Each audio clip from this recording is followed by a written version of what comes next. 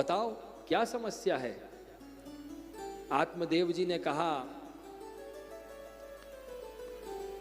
कि हे महात्मन, मुझे संतान चाहिए। संत जो थे महात्मा हंसे और कहा कि बेटा, गोपाल को ही अपना बालक मान के सेवा कर। लेकिन आत्मदेव जी नहीं माने,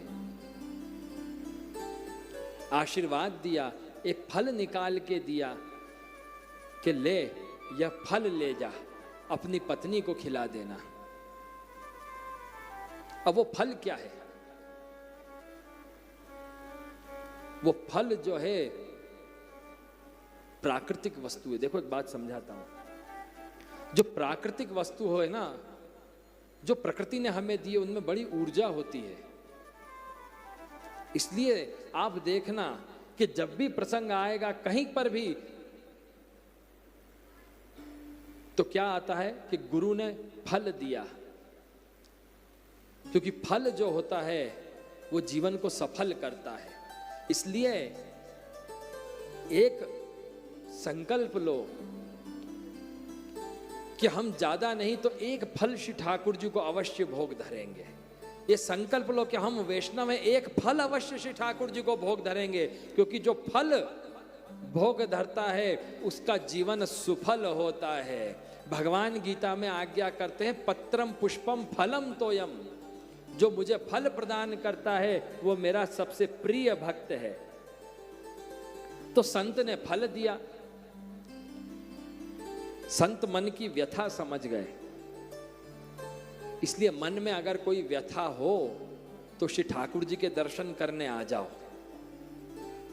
क्योंकि हमारा जो मुख है, हमारा जो मुखमंडल है, चेहरा है, वो आईना होता है।